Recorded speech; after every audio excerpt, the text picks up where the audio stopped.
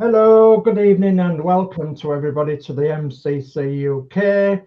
So I'm in the hot seat tonight. I'm DS Models Dave, and yeah, on the panel tonight we have got Mark's Modz. Say hi, Mark. Hello. We've got Horlixs. Say hi, Horlixs. Hello. We've got Steve, the Whisperer, Bus Whisperer, Steve Owen. Hello. Hi. We've got Danno's Universe. Say hi, Danno. Hello. And doing our chat tonight is Geordie Dave. Say hi, Geordie. Hi, everyone. Now then, so yeah, we'll start off with some chat then, and then we'll go around and see what everybody's doing. Okay, well, tonight we're starting off with just lift my glasses so I can see this better. I'll have Steve 131, afternoon, Sir Dave. This must have went out early. Hi, Steve 131. Hey, Steve. Then we'll have Go For It Peyton. Says hello. I go for it. I go for it. I go for it. And he says hello again. Again. Then we'll have this is jumping. Then we'll have Atoll coming in now. Atoll says hello. It's time for Is It Me You're Looking For? Hi, Ethel. Hi, Ethel. Atoll, don't finish my hello comment. Then Atoll again says, good evening, gang. Trust you're all well and raring to go for another evening's entertainment. Yep. Yeah, we're all right, I suppose. Then we'll have Dave Max Build going, good evening, Sir Dave, Mark, Geordie, Horlixs, Steve and Danno. Hi, Dave. Hi, Dave. Hi, Dave. And we'll have Gillian Dotz saying, good evening, Dave, Mark, Dave, Horlixs, Danno, Steve. Hey, man. Hello. Hi, Gillian. Hi, Gillian. Dave Mark, good evening, Steve 131, Go For It, and Atoll. And Gillian Dotz goes, good evening, Go For It, Peyton. Go For It, Peyton says hello. She's put it twice again. Gillian goes, good evening, Steve 131. Gillian says, good evening, Atoll. Gillian says, good evening, Dave Mac Builds. And Dave Mac goes, good evening, Gillian. And I'll store it there. Jolly good. Okay. So, if I was telling somebody to sit down, it was my dog. He was trying to jump on my knee. So, sorry about that. Anyway, let's go around and see what everybody's up to. So, I've got Mark. So, goodness me, I'm going to have to go back to the screen. There we go. Come on, Mark. There we are. Solo layout. There you go, Mark. Hi. So, yeah, tonight I'm going to be working on trying to do a hardwire power mod for the Enterprise D, where I can literally take it apart still, but and also still use the batteries. So that will be me for tonight. Jolly good. Okay. So then we're going to go to Horlixs. Okay, so yeah, I finished my marble run last week, but to do modelling you need tools, and where I've had to sort out and moved everything, I've got a drawer full of tools that I need to organise. So tonight I'm going to organise my drawer. I've got some drawer organisers.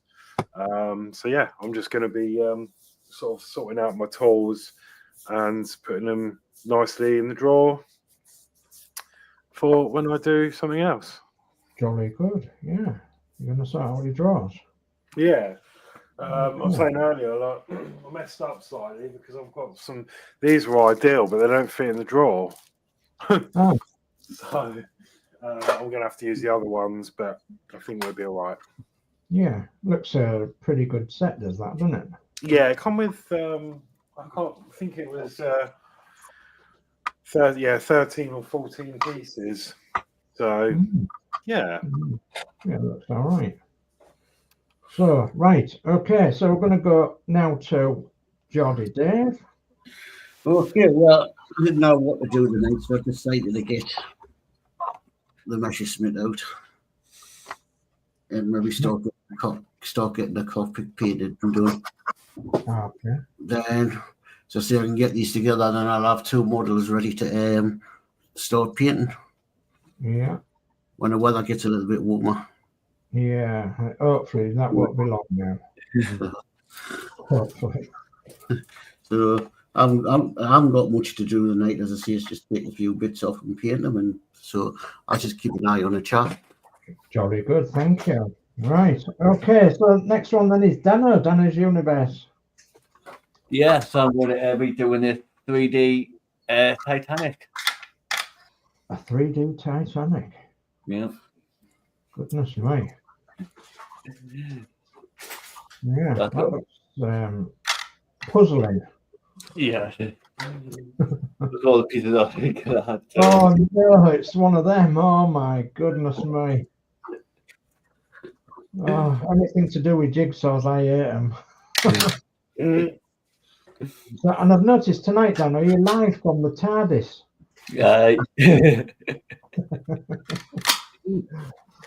Okay, so next then I'm going to go to our guest, and our guest this evening is Steve the bus. Good evening, Steve the bus with Good evening.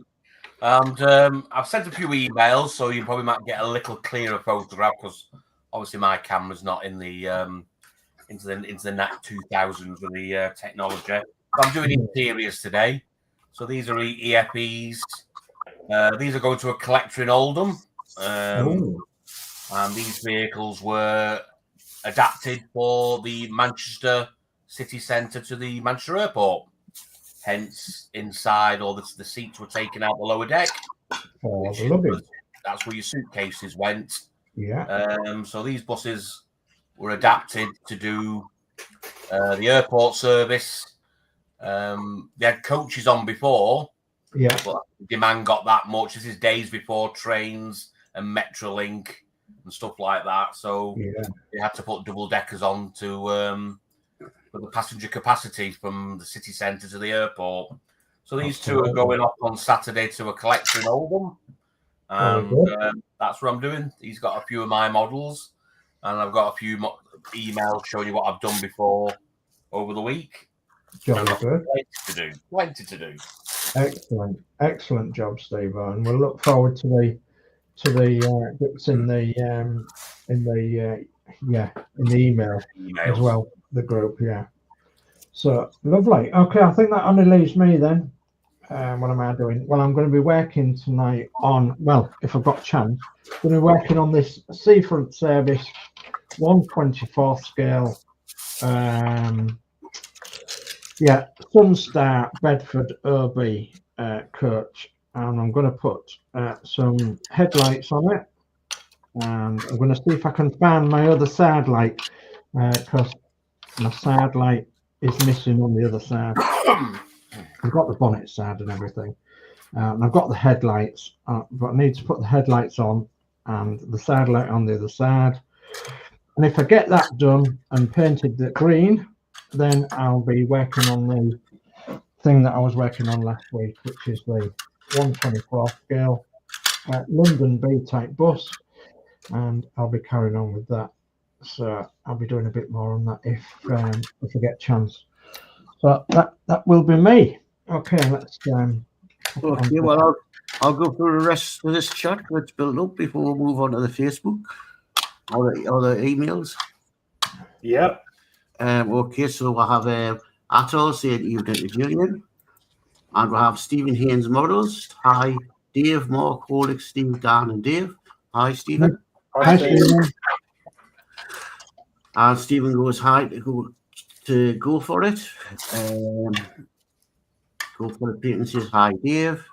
Go for it says hi, Otto. Go for it. Peyton says hi, Steve. Go for it says hi, Stephen. And we'll have Mark's Hobbies going. How did you get that marble run to light up? Horlixs can answer that. It was a kit. It all come with it. It was all included. So you get like circuit boards with LEDs on and stuff. It's a complete kit. And you can get it on Amazon. It's a Roku one or Rocker, whatever you want to call it. ROKR. And it's marble one. And you get everything in the box ready to go. Then you just connect all the circuit boards up and stuff. There you go. I'll have Stephen Haynes going, hi Dave Mac Builds. Stephen Haynes again says hi Mark's Hobbies. And Dave Mac goes hi Stephen Haynes. And Atoll says, evening Stephen, I'm channel hopping. And I'll mark it at that. So all right.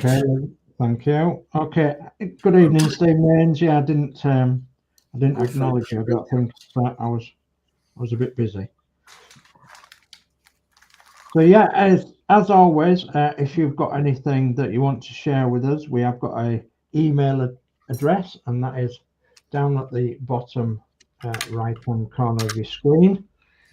So, and it's modelcraftingclubuk uk@gmail.com. So, and you can obviously share whatever you want in there, model wise or project wise, whatever you've got. So, and once again, I'm going to say I'm ever so sorry that I haven't given an update on my channel yet. And one or two of you might know that I'm a bit busy with other things, other personal things. So I haven't really had the time to do anything that way yet. But I do want to update my channel with my new projects that I have at some point. And it is, I'll just give you a little clue. It's an outside project. So I don't think I can bring anything inside from it, but well, I suppose I could, but there you go.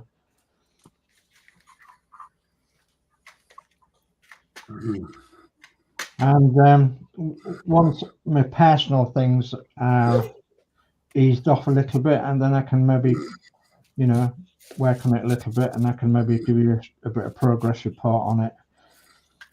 So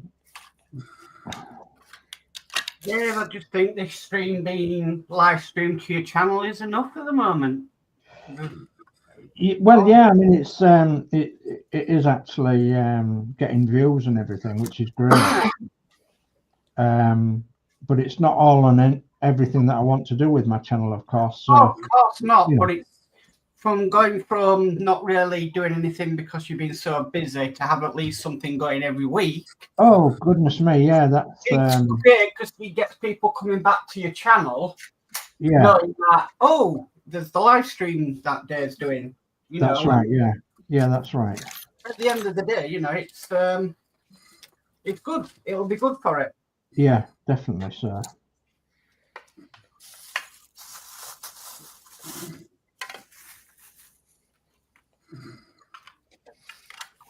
Horlixs. Next to electrical tape, do you think JST connectors are the best thing that was invented for electrics? Yes. Thank you. I've got hundreds of them from all the Bluetooth mods I did. Yeah. Right, so email-wise, what do you want to do, Steve-O? Do you want me to just bring them up and you can talk about them? Yeah, or if you want to open them up and then put the photos, I can then talk through the photos, yeah? Cool, it makes sense, because... Yeah. Okay, let me... I'll start with the first email you sent. Where's my glue? And then if I...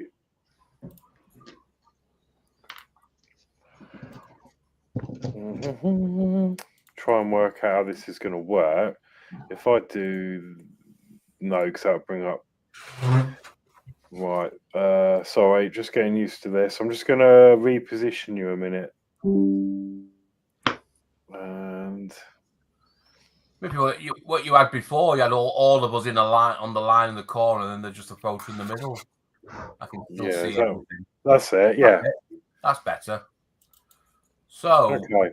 This is what you call a North Chord Enviro 400, and They usually knock out around £60 to £80 these, and that's before you even start. And this was actually bought as a white, all over white, with a stagecoach interior, which you can see the blue dashboard and the red floor is telltale signs it was a stagecoach bus.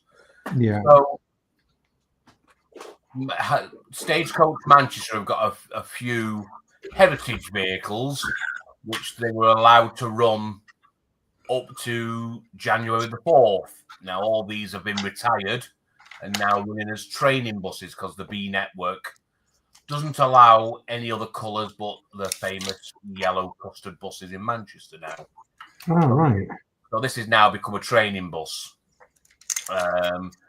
So this was done on the Magic Bus, which I believe was there was a few Magic Buses all over the country. Yes. In various locations. Obviously, it was a low cost budget, and basically it was ready to knock off the competition. Yeah. So hence the basic livery. So this was done as a tribute to the saying goodbye to the Magic Bus. The franchise part of Stagecoach in Manchester. Yeah. So this ran on the 143s on the last day with a few others, and I actually went on the day with a museum bus and ran up and down the route myself. Yeah. So here again, these transfers were made by a company called Sunrise up in Scotland. So he's made them, and I asked him for that. Would he do the rear bonnet one as well? Because he didn't include that one, so he didn't realise he forgot about the rear bonnet one. So now it's just on his website now advertising the transfers. He asked me today. So very simple livery, but obviously very effective. Yes, indeed.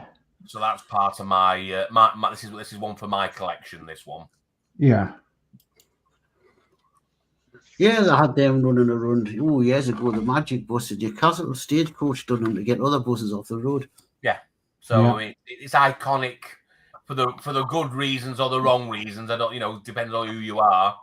Yeah. If you're a private operator, you thought, well, it was just how they did it. Big company. They always put their oldest buses on, and you can see I've got the Magic one, there's a GMS one, there's a Greater Manchester Transport one, and there's a Northwestern one. Oh, yeah. They're all heritage liveries from Stagecoach Manchester. Unfortunately, the red and cream one was transferred away and went to East Kent, and they painted it straight back into Fleet colours. So that doesn't exist anymore now, but the other three, the two orange ones and the blue one, are now classed as route learning buses or training buses. Yeah. I think it's a model what really suits out. It's one of them double deckers what will suit heritage liveries. Yes, absolutely. Yeah. And I think that's because of the curvatures on them, isn't it, rather than anything else? Yeah, I mean, there's obviously a lot of them have been made, and a lot of bus companies had similar ones. I mean, I've got 2 Merseyside ones to do, a Ribble one to do in Lancashire to do. I think there's another Stagecoach one to do. So there's another 4 I've got to add to the collection. Yeah. So they do loot. I must admit, when I do put them all together, they do loot the business. Yeah.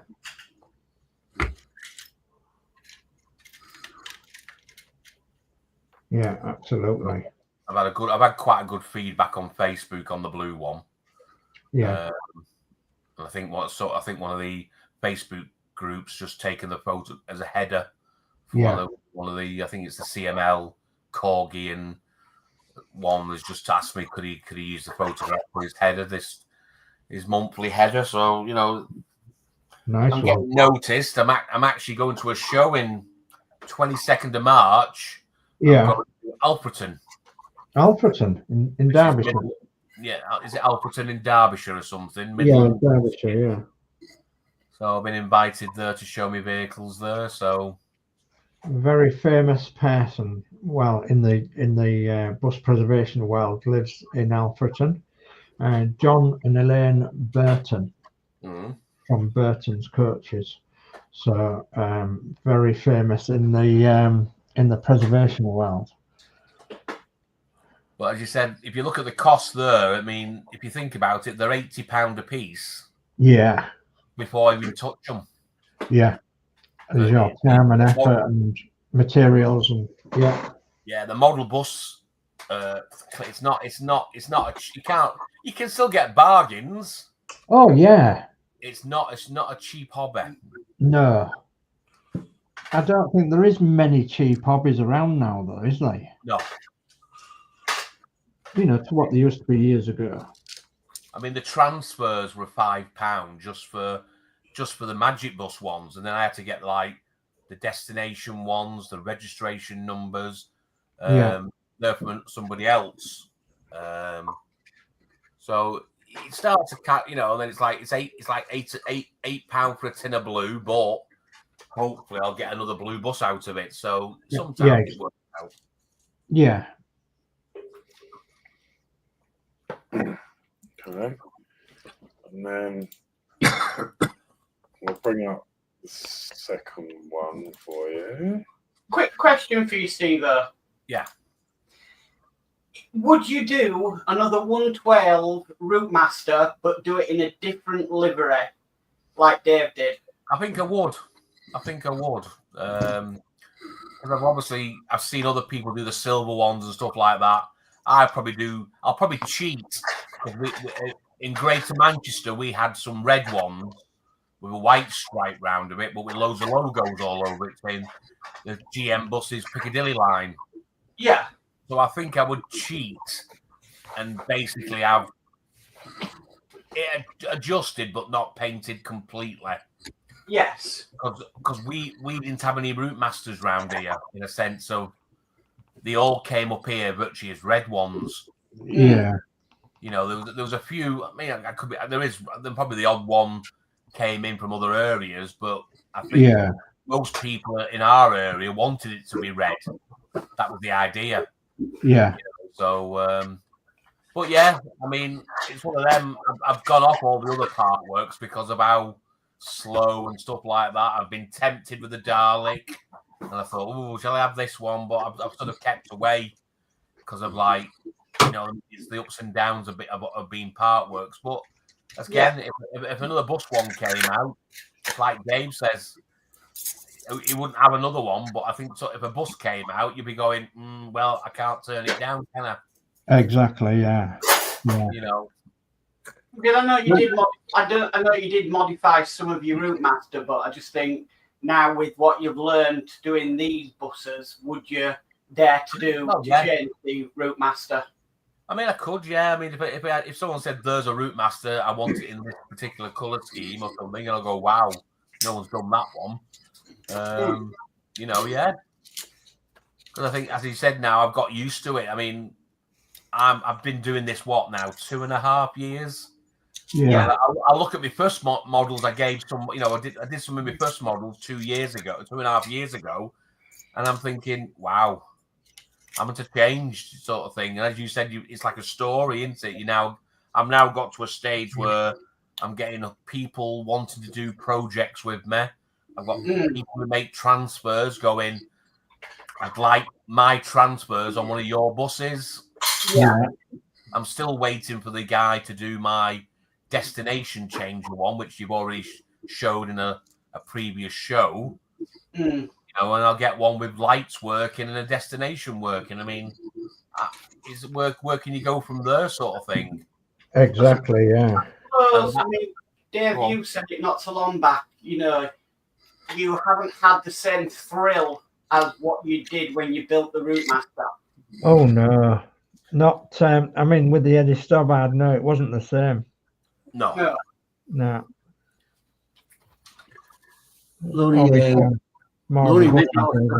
I think that came up earlier was the one that had to do at the side.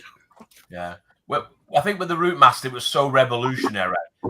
And to give them credit, I know we pulled it to pieces in certain places, and some of the bits were a little bit, what the hell they done here? But you must admit, when people ever visit my house and see the bus in a big fish tank in the corner, it's like, I know you're into buses, lad, but geez, where's that come from? You know what I mean? You know what I mean? It's like, I thought you're into model buses, but like, that's a bit like...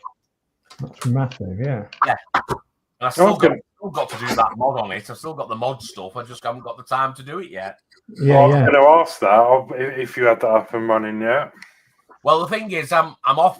This is obviously I'm on holiday because obviously my shifts have changed from 4 a.m. till 12 at dinner time. So at 9 o'clock, I'm going to bed for the next morning. So that's why I've come on.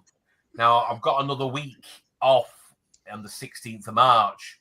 So I was actually thinking maybe come on that Tuesday and try to see if we can get the Route Master up and running. Yeah, that'd be a good idea.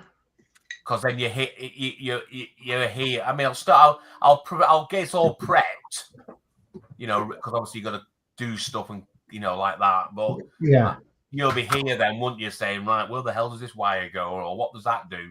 Yeah. So would you be available that week at Horlixs? Yeah, 16th, did you say? I think it's a week commencing the 16th of March. So what that'll be? Oh, you're just doing week. Let's have a look at the calendar. Right, you have the same week as me. Even though I'm off deck.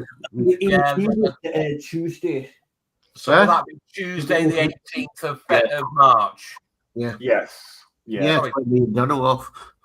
Yeah, Tuesday the 18th of March, which I'd like to come back on the show if that's possible. That works out well because I'm not available on the 25th, which is the following Tuesday.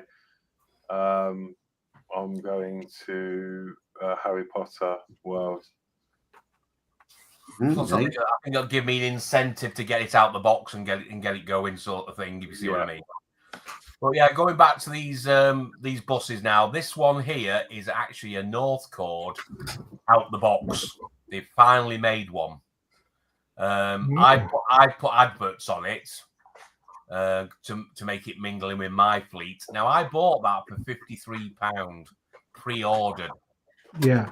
They're now going for over £200 on eBay. Oh my god! Because people's bought them at £50. And then they bought them at 50 quid and then put them on. My friend's just got one. He didn't pre-order one. And he's just paid £148 for his. Oh. And he said, "Oh, I'm chuffed bits. I've got one less than 200 quid." Oh. To give a bloke, whoever you bought it off, and bought it at £53. Oh my god! So, because there was 1,200, and they all sold out. So each supplier got so many sent to each shop. Wow. I ordered that back in November, and I think by the first couple of weeks in November they were gone. Yeah. And they're changing hands now for over £150 to £200 a piece.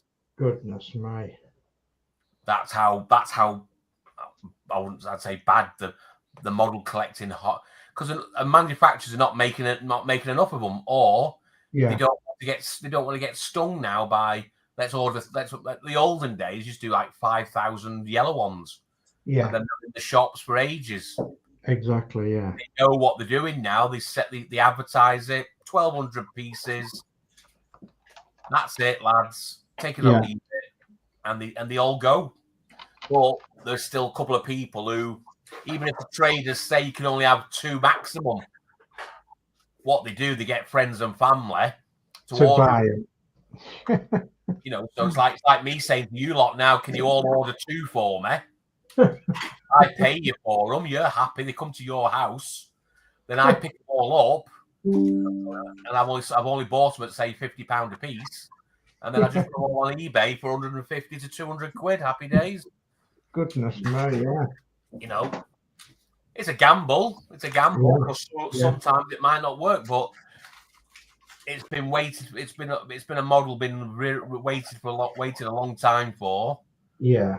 He said I've just put an advert on there as well, which was in December, advertising the new Lion King one. So it's all in period at time when that bus was actually made. Of when it came out, yeah. And you can see me others in the background, so yeah, they all seem to stand together, sort of thing. He doesn't look out too much out of place because yellows do fade. So I can help. The different yellow fadings doesn't matter, but no, it stands well with my models, sort of thing. So this is the first time. Certainly does, yeah. The one with the 59 on was that was the one I cut and shunted, and it was started as a Hong Kong one, and I cut it all up and made it into a British version, and that's it. And the other one is a street deck, which is a resin kit. Yeah. Yeah, brilliant. Excellent. Absolutely excellent.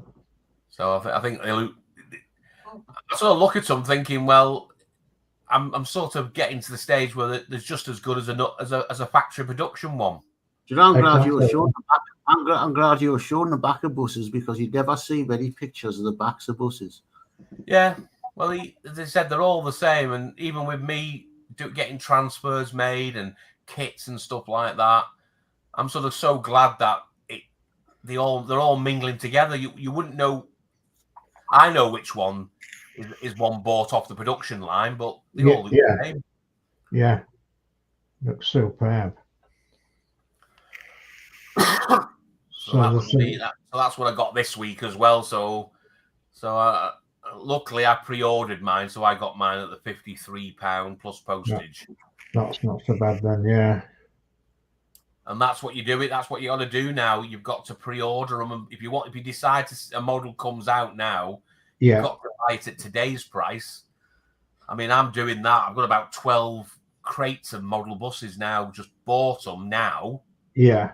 And then I've got like years of supplies in the future, because things, even model kits are coming. They're doing a limited run on a model kit, and then once the mold goes, that's it. The kit stops. Exactly. Yeah. So so the kit's about £40, and the next thing if you don't buy it now, next year it's £80. Yeah. You're like, what's going on? Yeah, I missed out on the whole trolley bus from the Model Bus Federation. They did a whole trolley bus, and it was a fantastic model, and it was going to be between 45 and 50 quid, and I couldn't afford it at the time, and I was offered it by a friend who was going to order it for me, and I said, no, I can't afford it. I really can't afford it. And I kicked myself ever since, because the production won't run again, and it won't be 50 quid. It'll be, it'll probably be 100 quid. Well, you get people to buy it, and then they'll say, "Oh, I've changed my mind now. I don't want to do it." But they don't sell it at 50 quid. No. eBay. Oh well, I want me 50 quid plus. I'll have it at 110. Yeah, exactly. Yeah. So this is what I'm working on at the moment. This is what you're seeing on the desk now. Yeah. So obviously I've not put the lower destination on the front there, because it splits in two halves. But transfers have all been done now, and it's got the branding for the route, early branding. Yeah, the Manchester Airport, of course, isn't it? Yes. So it's a very early branding sort of thing. So yeah, I've just noticed one of them. So still got bits and pieces to do. So they're just a little bit modified the EFEs. That's the interiors with the upper deck now. So what I'm doing with these two, I'm actually doing them side by side. So if I do a top deck on one, I'll do the top deck on the other. Yeah. So I've got all the paints and everything side by side. I'm not sort of jumping from one to the other. I'm basically building two buses at once. Yeah. And this guy's waited nearly 9 months for these. Yeah. So obviously, well, life gets in the way, because you have to live and work and sort of thing. But it's like I've got a week off work now, and it's just basically catching up with a few orders and stuff like that. A few happy people. And that week off work flies by, doesn't it? Yeah. Yeah, it'll fly by. as you said, the other two, that's before. As you said, I've done side by side. So that's just Excellent. the liveries put onto them now. And is he going to diorama them into an Yes, airport yeah, theme, or- he's a collector who has a loft, with Yeah. a virtual bus station and a buzzed garage. Wow. And he's in the past he was just buying anything off eBay, anything that was painted orange and white, and then he found me, and I think he's got about 9 to 10 vehicles now of mine. Yeah. And he's got. I can have a list of what he wants now to last me till next year. Yeah. You know, because as soon as I do these two now, there's a coach version I've got to do. One of the EFE Plaxton Panorama coaches. Yeah.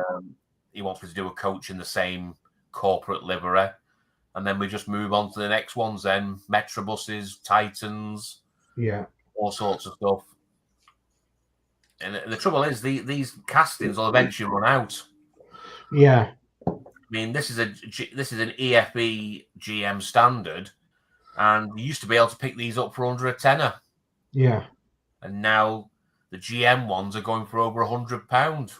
Goodness me. That's just the proper liveried ones. And I was lucky. I've got about 20 of them stashed. Yeah. Someone offered them at £10 a piece, so I went, I'll have to have them. Yeah. So my future project. But eventually they're going to get to the stage where it's not going to be viable. Yeah. You need to find someone with one of them 3D scanners, because you could like get one of them shells, get it scanned, and then like resin print them, and then you've got to make a disposal. Well, that's my next thing. I'm buying a 3D resin printer because I've been introduced to a guy who likes all the CAD work. And he just loves doing the CAD work, but he doesn't want to go any further. He doesn't want to produce them. He doesn't want to make them, and that's where he made that Lancashire United leopard for me. Yeah. And he's got about 4 or 5 of my wish list now, and I've actually said to him, I said we need to get a GM standard made because eventually there's going to be none left, and I can just then print one out and then carry on, sort of thing, into the future. Yeah. So, Steve, so if you buy an EFE model, you strip them down to the bare metal? I do, yeah. Yeah. Now, this is like, if you look at that, that's another EFE. That's one that's straight out the box. And I've just literally, that's one now. And I basically, you break it up. And yeah, you got all the seats come out. The roof comes off, and all the windows fall out and everything. So I strip it all down, and then paint strip it all, prime it, and then redo it all again. So yeah, they do break down. You have to get to know where you break them down. Yeah. I was going to say it's much more than that for you though, Steve, because you go into detailing them by cutting bits out and adding bits in. And oh yeah, I mean you're right. I do. This one's going to end up with all the back ends sort of disappeared. Yeah. It'd be like a more modern, same. They use the same standard body. Yeah. You got that sort of thing, but yeah, as you said, it's lovely models. Don't get me wrong, they're lovely models. So you got to, because they usually riveted at the bottom. You got to drill them out, or the screw. What you do, you put a little screwdriver in between the two decks, and then you turn the screwdriver very, very slowly, and basically it pulls the bar upwards, and basically pushes the little pops the little plastic rivets underneath. On this one, anyway, some of them you've got to tease off the front bumpers and tease off the back bumpers, which is you've got to put them in warm water, and so you can sort of get the glues to warm up, and it all depends on how heavy the person was who made them in China. Yeah. If you only put a little bit of glue on, they all pop off. I've had models which literally fall to pieces at the slightest pressure, and I've had some just shattered on me. Yeah. Because there's a massive blob of glue behind it, and there's just no way. Some of these new ones now, the front and back bumpers clip off, and that drops the whole vehicle. Then the chassis, they all interlock with each other, and it's clever as well because all the seats and the glazing all interlock with each other. Yeah, that's clever, isn't it? It's and saves you a lot of messing around, I would have thought as well. Well, it does because if you don't get it right, it won't go back together. Yeah. There's a few like this one now. I've cut all the bottom decks out and put a false floor in. Yeah. Now that floor's not completely in line with the body, the sort of standard thing. It won't fit in. Yeah. In the shell. So I've got to make sure that's all. But again, it's how much. There's not. You can't do much detail. I mean, this will be painted. I found a company what makes ticket machines now out of 3D printing. So I put a ticket machine on a stand. So there's a little transfer to go on the cab door, running board to go in the cab. You know, it's how much more can I do, sort of thing. You know, because it's sometimes you can't see everything inside the bus. I was going to say you're dealing with a small scale as well, aren't you? Yeah, a very small scale. So yeah, I think it's better than. See, the trouble is with manufacturers, they're either red interiors, bright blue interiors. They just mold them out of black. Some of the single deckers, like the newer ones, the Northcotes, are all different coloured seats and floors, which are quite good. Yeah. Yeah, what happens when you come across a bus with bottle seats? What seats? You just paint your seats the one colour because you know a lot of these buses do have a different sort of different blues or like the Bridlington bus had little ships on. Well, you wouldn't be able to see that. What I do, I've done it for the B Network ones, and I've done it for the Merseyside ones where they've had yellow headrests and a grey seat. Mm-hmm. So I painted the seat grey, and then had to go around and do all the headrests yellow. You know, as you said, I've got a Mancunian to do, and that's a white metal, and I've actually got a transfer of the maquette. Yeah, that's what the maquette. That's it. Yeah. So I've got to cut out all the maquette individually. Now you'll see something going on, but I don't think unless you really put your eye inside and try to look up against the window. I don't think you'd see a lot, but it's got big long windows on a Mancunian, so it all depends again what type of model kit. If it's got nice airy windows in a bus, you got a good chance. Mm-hmm. But if not, you'll get away with just colour and roughly the colour. Yeah, I just put the colour in, mate, because like these were delivered in orange, like an orange maquette. But when they got done into the Airport Express, they got all done as that sort of, we call it tea bag, which is like a brown speckle effect, which I think that would have crept into quite a few other operators on second-hand vehicles and stuff, or odd seats. Right, I'll go through this chat. Mark Hobby says, I got it and done it, but not working. I think he's on about the marble machine. All right. But it was Mark's Hobbies that asked Horlixs about the marble machine, wasn't it? Yes. Yeah, looks like he got one and he's done it, but his is not working. Atwell goes evening to Dave Mark. Steve Haynes goes hi Atwell. Dave Mark, I'm getting bits and pieces each week for the diorama. I'll be starting in the spring. I'm really looking forward to it. Just going back to, I was muted. Going back to Mark, maybe have a look at the switch because it's like a touch switch, isn't it, on the front? Maybe that's not sitting right, or So obviously when you push the button, it's not actually turning on.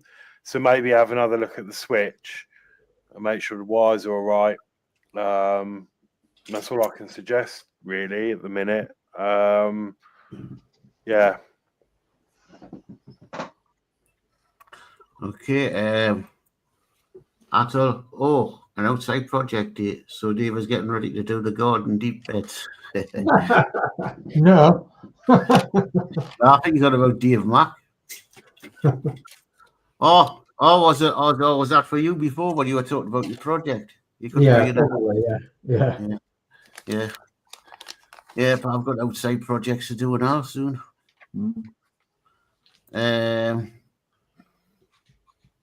Because Dave Mack goes, no, that's what I've got the cut down on the board for one of the drivers. I thought I'd be doing the garden prob in the next couple of weeks. Yep, garden time's coming up soon. Right. A guy from the 60s. Hi, Dave. Hi, everyone. Hope you're doing okay. Now then, are you all right? Hi, a guy from the 60s. Hi, guy from the 60s. Dave Mack goes, evening, guy from the 60s. David Hain goes, hi, guy from the 60s. And we'll have Lindsey's build. Hello, everyone. Hi, Lindsey. Hi, Lindsey. Hi. Stephen Hain says, hi, Lindsey. And we'll have Gina's Crafts. I've been to Warner Brothers twice. Hi, Gina. Oh, hi, Gina. Yeah, I went about 7 years ago. And well, it's out now, but it's actually my partner's never been, and it was on his bucket list. So as it's his birthday in March, I've booked tickets to take him. It was supposed to have been a surprise, but one of his friends accidentally let slip. Who's coming with us? So yeah, it is what it is. So, but he knows and he's buzzing. Gina goes, make. I don't know what it means by that. Then says, Stephen goes, hi, Gina's Crafts. Gina's Craft goes, sure you get your passport and collect all the stamps at the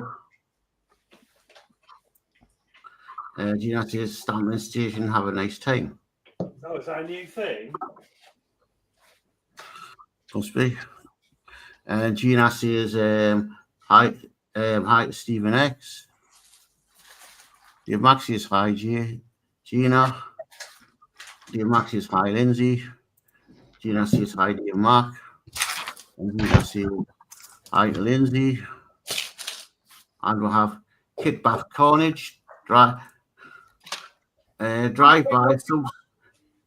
by, thumbs up, hope all well and all in Chatland.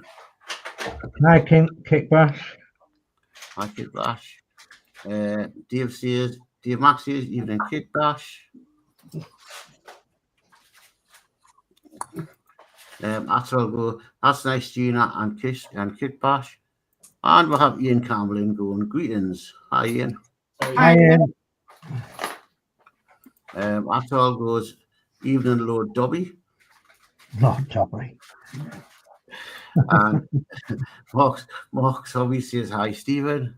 And that is a chat up the news. Thank you very much for that, Dave. Just going away. Well, I've already got down done. Is that all? Very interested in what Steve was having to say about them buses, because I love buses. Yeah, it's surprised how it's took off. It started very, very sort of slow, and I just did the odd model, but now it's I wish I could retire and just do it full time. I know what I'm going to be doing in my retirement. Wish we could all retire. So You got long to go before retirement. well, I'm 57 this year, so you're still a young man. yeah, still young. I've got 5 here. Unless the lottery comes, we're in the syndicate at work, so if that ever comes out, but You never know then. you never know, do you?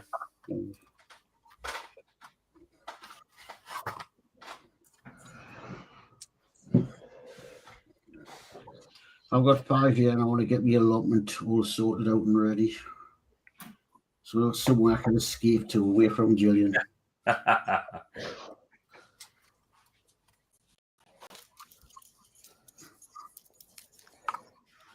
If it had power, I'd probably stay down there and leave me modelling there.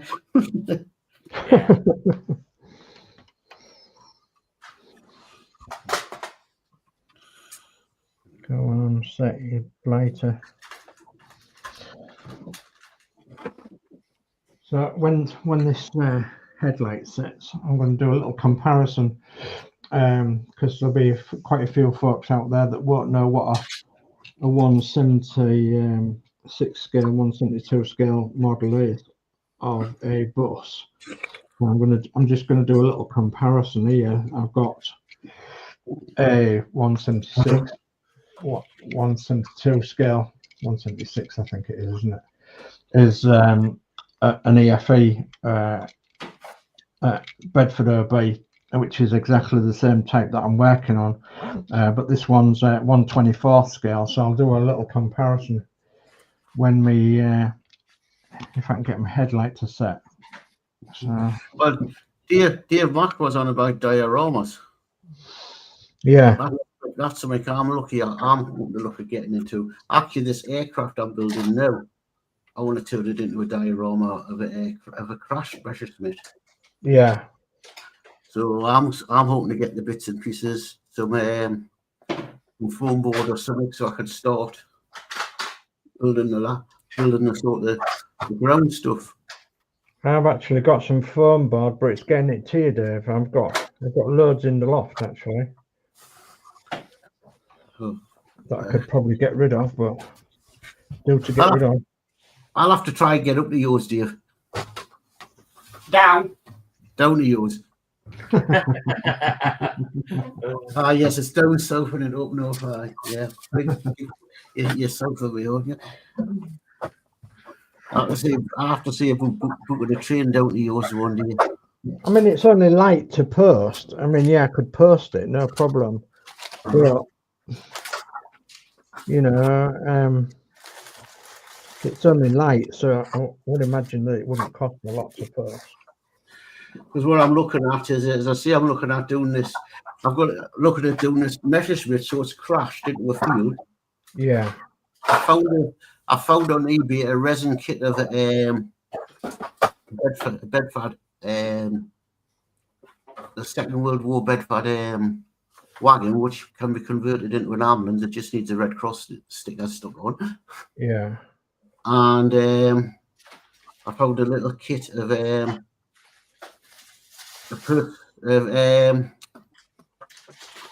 army medics working on a person. Oh yeah. I've just got to make the person after lying down look more like, but I'm thinking of look more like a pilot than an army person. Yeah, yeah. Now I thought the thing to do that is all I'll do is he's lying on the ground and I put a blanket over him. Yeah, that's a good idea. So you just see his head and his button and the bottom of his boots. Do you think it's a pilot out of plane? Well, there's little point in painting anything else, is there? The thing is, because the person that's lying down, what you get with a model, he's a soldier, not an airman. Yeah. So he's got, you know, on his front chest and all that, he's got his pouches and all that. An airman wouldn't have all that. Yeah, exactly. Yeah. So I'll shave the pouch. Yeah, I'm working in 172 scale, so it's gonna be tiny. Yeah. You know, so I thought, well, the easiest way to do it is make a little, because you know, if he's lying on the ground, they would put a blanket over him. So they're working on him. Yeah. So I thought, well, that's the easiest way. Then people will think, oh, well, it's a pilot, they're not that's a problem. You've got to compromise these ways. Yeah, well, you do. They don't give you a pilot. You can't get a pilot that's lying, dude.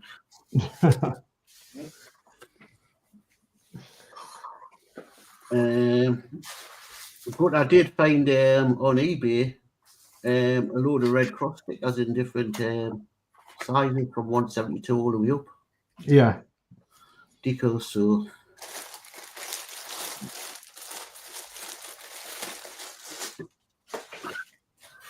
So my first part's getting this plane done, then look at how I'm going to damage it up once it's painted. So you do just throw it into a wall and see what happens. No, you got to make it look as though it's crash land, so I use a little bit heat on the propellers, bending the propellers back. Right. Put bullet holes in where the engine is. Get some that material, you know, the material what they put in toys. Oh yeah. Get some of that and sort of you finger it with glue and then to stiffen it up. You know, get a bit and then paint it so it looks like smoke. Put that on the top of the engine so it looks as though the engine's still hot and smoking, but it's been off burning oil because the engine's been hit with bullets, so the engine's flooded all of its oil. Okay, yeah. He'll put oil all over. He'll put his windscreen all black so that, you know, that's covered in oil. That's when he's coming to crash land. Right. We'll look at putting bullet holes in the aircraft. Maybe it's the tail. Maybe it's the bits of the wing chipped where the bullets have smashed the wing.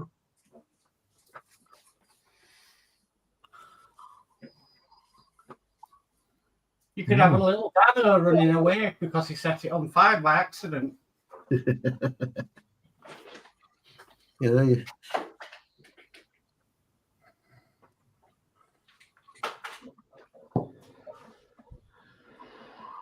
Oh. So that's one of my future products. So I'm starting to look at getting the pieces in for it.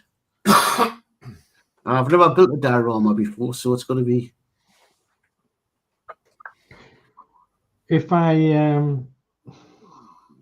depending on how I get on, I'm hoping to do a bit of decorating, Dave. I'm hoping to decorate the kitchen and the passageway, but I want to decorate the bathroom.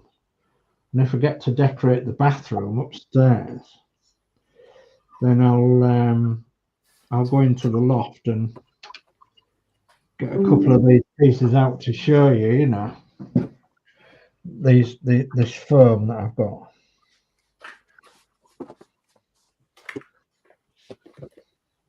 So I've roughly got in my head what I'm doing. I'm not going to go for, you know, like on railways they use all this proper static grass and all that. I'm not going to do that because them static grass things are not cheap. Yeah. You know, I'll just buy the grass thing and just scatter it. Yeah. You know, I'm not going to go because, you know, I'm not going to be. If I was building a railway set, yes, and you're doing a load of grass and you want it so it looks as though it's standing up, it's fair enough. They're about 60 or 70 quid for one of these static grass. It just makes the grass look as though it stands up. Yeah. I'm not going to go into all that. I'll just go into the model shop and buy the mixed grass colour. Yeah. Put your glue down and then just scatter it. Yeah, well, I did a similar sort of thing with the windmill that I did. I just scattered some watered down PVA glue about and then just scattered it by hand, you know, and then got an old paintbrush and brushed it around, and then maybe added a bit more here, then add some clumps and that sort of thing. As I say, because I know you can make it so the grass looks as though it's standing up, but you've got to buy this electric thing. Yeah, you can. Well, it's called flocking. Yeah. And they're not very cheap, I've looked. I know you could possibly make one, but you can get them pretty cheap off like Temu and AliExpress and stuff. Are you? Yeah. Can't you blow up a balloon and rub it with a towel to make it static, and then I don't know. It just looks like you're bringing a toothbrush, electric toothbrush, but with a tea. Now, what you used to figure your tea bags, your tea with? Yeah, well, the thing about it is Dave's gonna have to get one. Dave's going to have to get one. Dave's going to have to get one because on the DC, the McDonnell Douglas kit you've got, Dave, Yeah. you have to use flocking All right. Okay. for the interior. All right. Okay. Yeah. So, yeah. Arnold's just said that. Static grass shaker on the cheap. Use a balloon and rub it on your jersey, so it's so full of static electricity, and then hold it over the grass for the stand for it to stand in it. That's what I was saying. It's same thing, isn't it? The probably is like a hack to do it. Like we just have to look for one. Right, well, I'll go through this chat. After all goes even in the inn. And Gina's Craft, you can get passport from the cloakroom on the right hand side as you go in. X. Oh, okay. Thank you. Yeah, I'll have a look for that. What do you do? Do you win anything at the end if you get them all? Or is it just like collection? Mark's Hobbies goes, I got it. I didn't know about the switch. Oh, okay. Yeah, it's like a touch one at the front, at the bottom. And if you push it once, it starts the motor and the balls running and the lights. If you push it again, you just get the lights if you don't want the racket. He's just said, I've got it. It's working now. Adol says, teddy bear fur, Geordie, and super glue make ideal smoke-fire diorama. So, teddy bear fur. It's what they call wadding. Yeah. Mark's Hobbies is saying, Danno, what are you doing? Titanic 3D jigsaw. I'm just sorting all the pieces out. To try and work out where to start from. It's just all a mess. I don't like jigsaws. Dear Mac, I'm going to say good night, guys. I'll catch up tomorrow when I get home from Bury. Been a great stream. Night all in chat. Night, Dave Mac. Night. Take care now.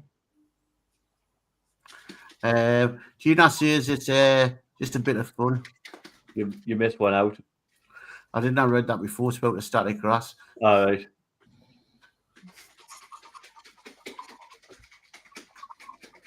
And that all goes night, Dave, and I'll mark it at that.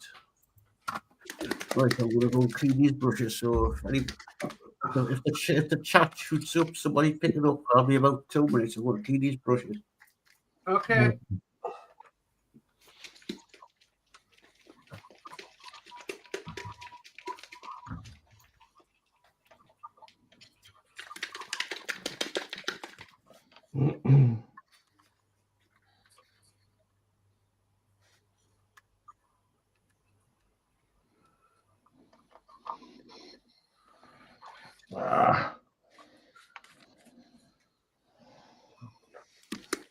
Just off camera for a minute.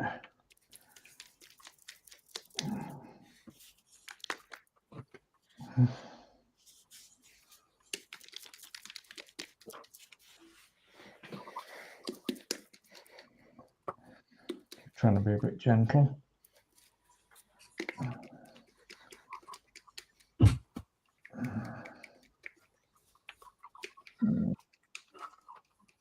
So is that blue? Is that the blue stuff, Dave? Yes. Yeah. Do you get that in old freezers? Yeah. I actually went to Doncaster for it. 8 years ago. Just as an old freezer at the back. I wonder if that's got something. Yeah, these were from commercial freezers. You know, big 40-foot wagons freezers. Commercial freezers, and then freezers that you put in like butchers and such like. Yeah. Also, they're not in ordinary household freezers. Oh no, I wouldn't suggest that you take apart a normal household freezer. Because I don't want to get the back. Gillian will be going to put her shopping away, and after Fraser will be missing. No, I just thought there's an old one standing outside. It's been there for ages. I want it. I wouldn't do that anyway because it would be full of argon. So, and you don't want to be near that stuff.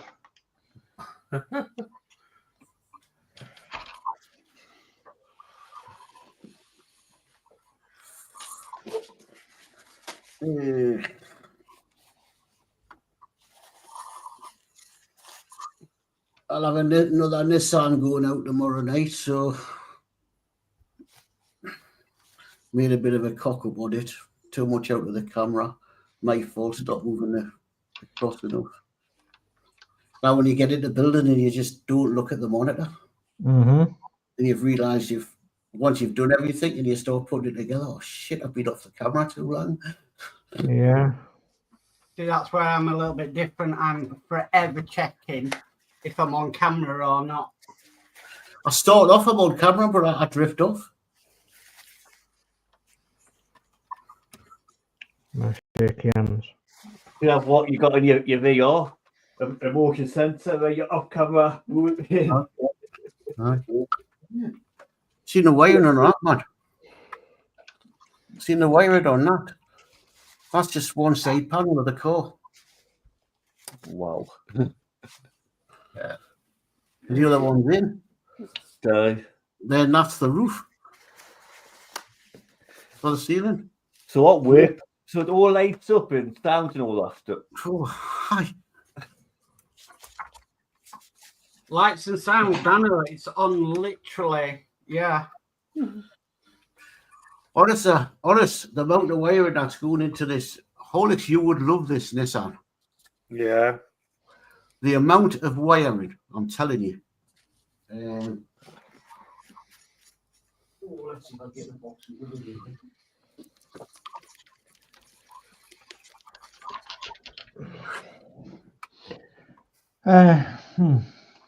Oh.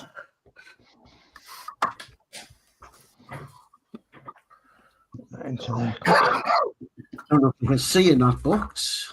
Yeah. But that's all that is full of wiring all connected to the circuit board, which I've got to take out to test it. So there's all that wiring. You've got all that wiring. I've got wiring already in the car. And that's, Look at that. And that's the dashboard wiring. Reminds me of the DeLorean. Yeah. Yeah. I don't know where it's all going to go. It's all going to go in there somewhere. Right. So, I was going to do you a little bit of a comparison, just to show you what Steve was doing. So if you want to put me on full. Yeah.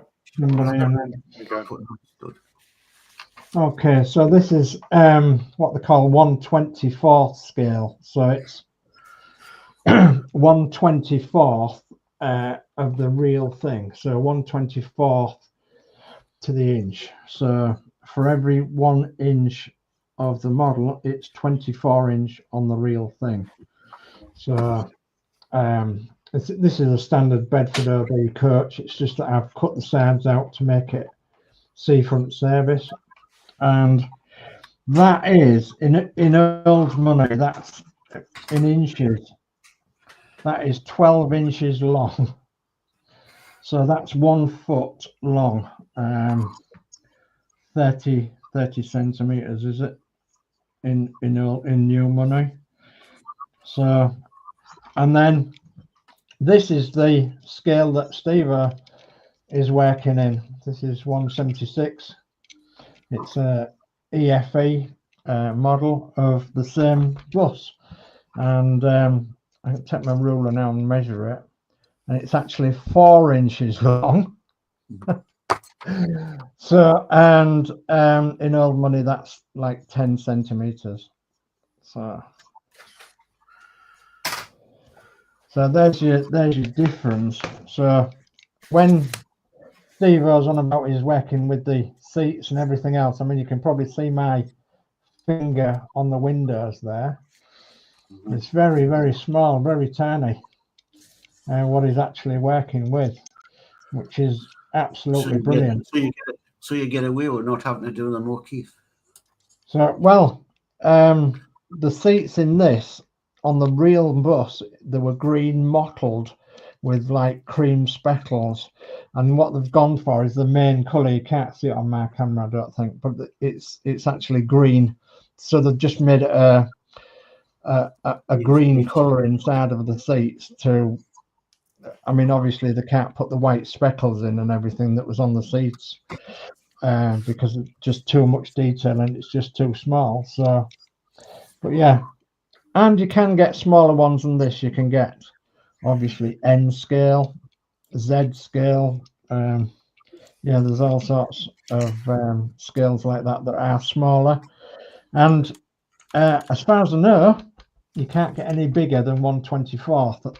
And it's this particular model that me and Christine was wanting Hachette or Agora or whoever makes the models in 1/12 scale.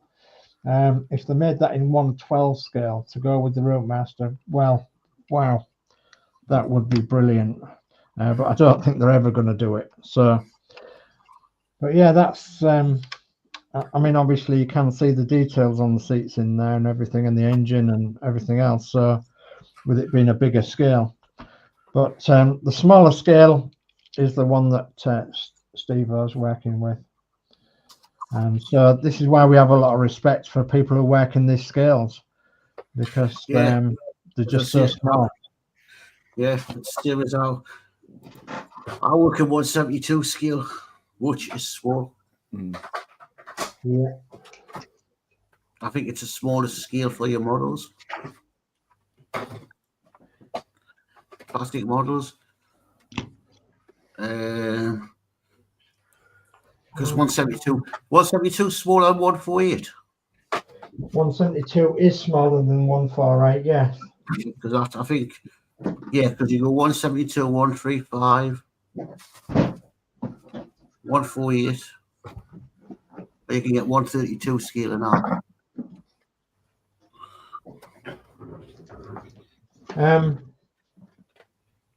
Usually the smaller the number, so 112, 16, 18, all them. When you start going down in scales, you go down, 1/24th, which is this, and then 1/12th, which is like double the size. 1/8, which is bigger again. 1/6, and then of course the real thing is 1/1. So if you're comparing the real thing, it's 1-to-1 scale, and then you work down from there. So, and generally the scales work in inches. So 1-to-1 scale is obviously 1 inch to the model, 1 inch to the real thing. So if you're working on 1-to-6 scale, you're working on 1 inch on the model to 6 inches on the real thing. So whatever's 6 inches, you then calculate that down to 1 inch, and so on and so forth. So obviously this model here, 1/24, for every 1 inch on this model, there's 24 inches on the real thing. So, and that's how you scale it. So 172 scale is about, measure on here, this plane, didn't put the propeller on, so that was about 4. With a propeller on, I reckon it's about 4.2 inches. Yeah, it's not very big. Definitely not very big. So what's the biggest model you could work on in scale to make that? 1-1, a real one. Yeah, that's not a model there. That's the vehicle. You can buy a 1-1 scale. Oh yeah, you can make real cars and make a model first. Yeah, I'm not sure actually, Danno. So I do know that you can buy 1-to-6 scale, from the various partwork companies. So, so that's obviously 1 inch to 6 inches on the model. Him that worked with Jeremy Clarkson, does the toy things. What's he called? Cheers, mate. Yeah, he done a plastic airfix model 1-to-1 scale Spitfire. Aye. Yeah. But that was actually done for the show, and you couldn't go and buy one unless you got the money. But you can get the airfix, can you do one? Don't know what it would cost you to get one. Don't know. Where would you put it? Exactly.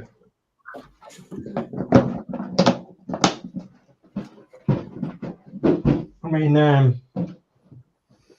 me and Chris, we have seven 1/12 scale route masters, and goodness me, it's difficult finding somewhere to put them. I thought you were going to say it's difficult looking after them then. Like they were Oh, it's kids. No, it's not difficult looking after them. Really. I think ships are the worst. They take up a hell of a lot of room. Yeah. Yeah. Basically, the Bismarck and the flipping Titanic, and there's 2 shelves gone. Yeah. Whereas I've got the Route Master and the wagon on 1 shelf.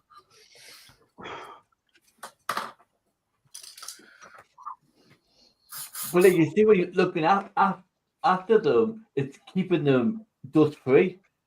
Yeah. That's why you buy a tickling stick. Yeah. But like the root master is all like metal. There's nothing really tiny like the shit. You're gonna cross the top with a tickling stick. You know, it cleans the dust off the roof and all that. Well, I've seen for Lego, which may actually work, was a mini Hoover. Well, you get a mini Hoover for cleaning your keyboard. Use one of them. No, that could work. But no, it was like it was a Hoover. It was for Lego, so it goes in little crannies and all that. You see that flat magnetic duster. I've got one of them. Ideal for cleaning the models. Well, I've obviously got 3 of the route masters in a cabinet, and you know, they're dust free, so that's brill. 2 of the others are covered up with a proper Ian Campbell cover, and the other one. But then they're not on display, are they? They're covered up. Yeah, they're not on display, so they're covered up. And then one I've got in a cabinet upstairs. Yeah, I just use one of them flash magnet dusters. Oh, they're good, aren't they? Them. Yeah, keeps the root more nice and dust free in the truck. Mm. I didn't get out with the Titanic with its too many small bits and pieces plus the wire.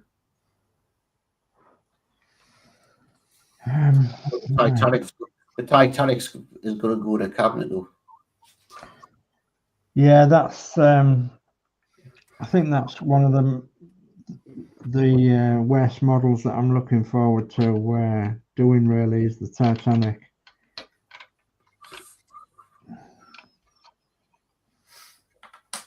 Obviously, we've got hours to do yet, and it's like I've still got mine to finish.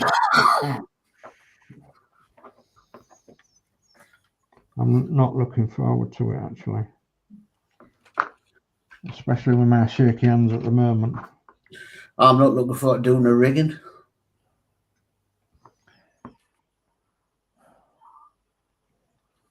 Oh, brilliant! Gillian didn't bother with the rigging, just put it up and down the cabinet as it's not, because the way it's not finished. Rigging was the easiest bit for me. Rigging was the easiest bit. I've got blinking shaky hands like Dave. So have I. But you should take your time. I enjoyed it. If I can spike this and then.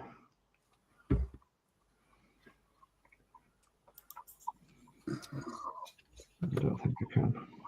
So, Dave, how many Partworks have you got unbuilt? Only the Titanic. Oh, and Christine's Eddystone bag. That's half built. Right. And Christine's doll's house. That's half built. But that's it.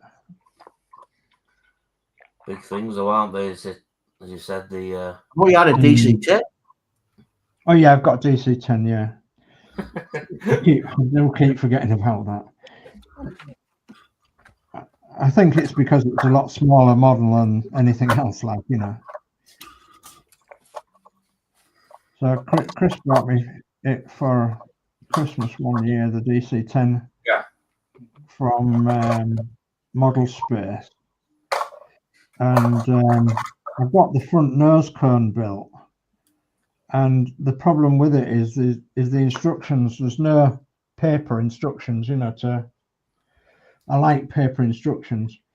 Okay. And so I'm going to have to find some paper instructions to finish it off.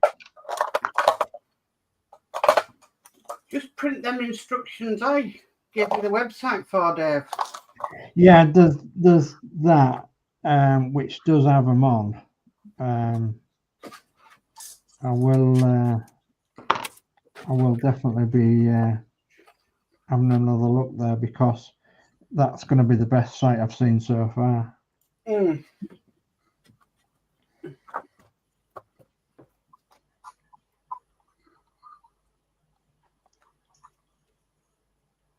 So I was using the instructions on their own site for the first one, and then I went to click over to the second set of instructions and it wasn't there. And I went, oh no, don't do this to me.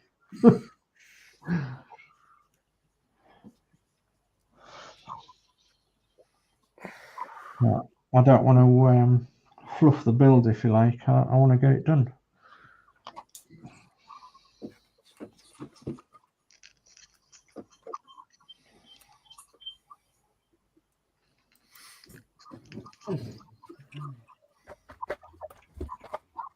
I think I'm going to have to have a bit more on that. Yeah. It might hold it.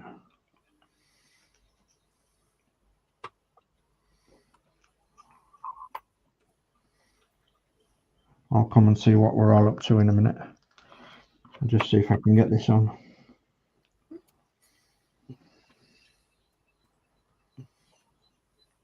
Just struggling a wee bit. Oh, so nearly yet so far.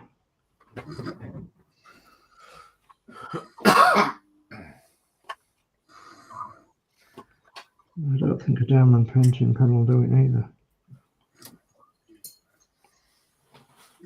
Oh man, I couldn't twizzle it.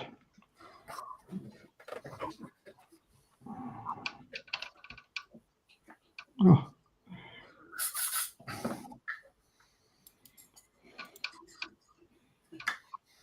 I'll not say what I was going to say. Come on, get in there.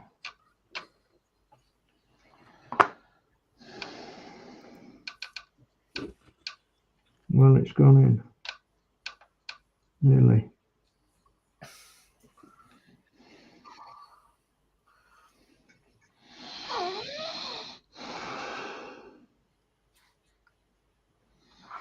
Hopefully.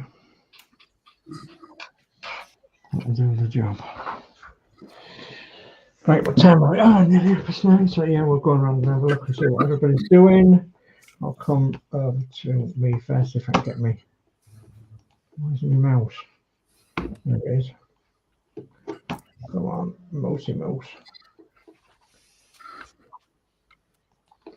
Okay, so I have got the front lights on. I can't show it too much to the camera. Front lights are on and the side light, and I've given them a first coat of paint, and I've got the little side light to paint. There was painted in green, which is the same as the wings and everything else. So I've got them on, and I'll have to wait for them to dry before I give them another coat. But that's nearly finished. Nearly finished. Yeah, it's got some decals to be made for it and everything, but that'll have to wait for another day. So that's me. Where is my mouse? I keep losing my mouse for some reason. So Horlixs, I'm going to come to you. Yeah, so I've sorted out my drawers the best I can. So I've just put like tools in these little plastic trays. So normally when I do a build or anything, everything in here is what I normally have ready on my desk. So I've put everything together in one of them so that I can just grab this out and then I've got everything I need normally. Yeah. And then like just other bits and pieces I've got. I've got all my bits in another one. Like just a bit of organisation. I've done it a lot more. I'm going to do it actually. So yeah, I'm pretty done, and I'm actually taking inspiration from Mark, and I'm just on the internet looking for some cool Arduino projects that maybe we could do. Awesome. I could do next week. Like, there's some really random stuff on here. Like, there's this.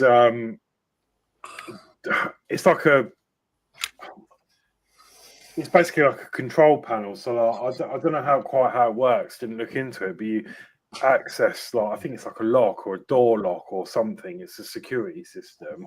Yeah. When someone opens it or breaches it sends you a text message to say someone's got into whatever you're protecting.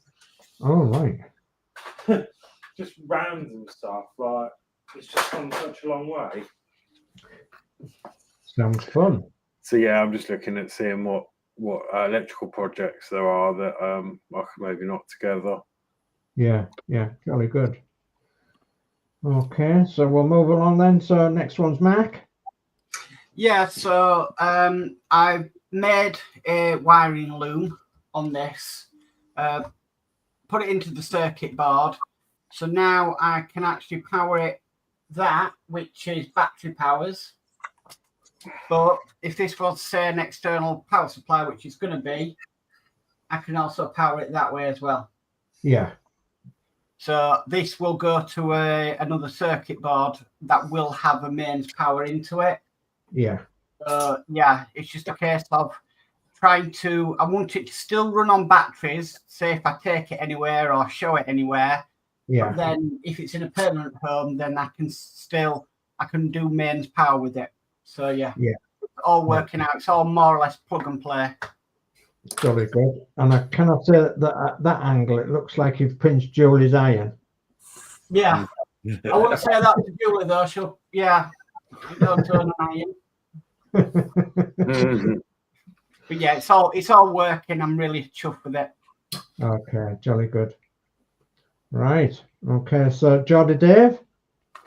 Okay, right. Well, if you can see it, I'm busy trying to put the cockpit, paint it together. After all, when you're working at 172 scale. Pretty tidy. Yeah. So waiting for that to dry. I've painted the inside of the plane. I had to look up. They said the colours for the measurement is dark grey. I had a light grey, so I've had to mix. So I don't know if it's the true grey, but that's what I've done it as. Yeah. That's all I've done, because as I say, waiting for paint to dry. There's a little seat there I've painted. And I've done bits that are supposed to be black. Yeah. Very good. I don't know why I painted the wheels, because the wheels are going to be up, because it's going to be crash landed this plane. Yeah. Right, jolly good. Okay, Danno. Yeah. I've got four tiny sold pieces out, but as I've been going, I've tried to put some. So I've got 2 bits up here done. Yeah. done, and then obviously a few little bits here. Yeah. It just looks like I've got a lot of them going on. The thing is with a 3D one, it stands out, doesn't it? Yeah. Yeah. More than a normal jigsaw. Well, they're totally different to a jigsaw, aren't they, really? Yeah. Yeah. But this one's already been done before, and it's just been kind of broken up and just hiding the box. So when I get it, I do it. And what you're going to do is stand it next to your real one? Yeah. Yeah. Jolly good. Yeah, it looked great, well, that. Okay, now we're off over to Steve. Okay, so this is how it comes out of the bus. This is how it's manufactured. So this is a red version, and that's how this one started off. So that's exactly what you would get with the model when you buy it in the shop. Yeah. And then I've just changed it now, as you can see. It's got like the tan floor, Brilliant. the brown seats, and the silver handrails. Brilliant. Done on that, and then when you look around the back, it just lightens up the interior because now the seat backs are all lighter. Yeah. It's sort of like, yeah. You know, it's so dark. Yeah, it's brilliant. Yeah. So it just, and hopefully then when you get the roof, this just drops in. Yeah. And then it's inside the vehicle then, but as you said, you just can't. You can't see with the cameras, no, but actually you can see a little bit. Yeah. Yeah, that looks better. That looks nice. Yeah, it does look nice. Yeah, it looks really good. So looks better than the red. You can see the floor, you can see the colour of the seats and the handrails. Yeah. Things like the stairs are all, so it does make it a little bit more standing out. It's one of those things that you look at that bus just as the model and you go, wow, that's a good bus, a good model. Yeah. Even with the red seats, and then you go a little bit closer and you see that little detail that you added to it just to bring it standing out.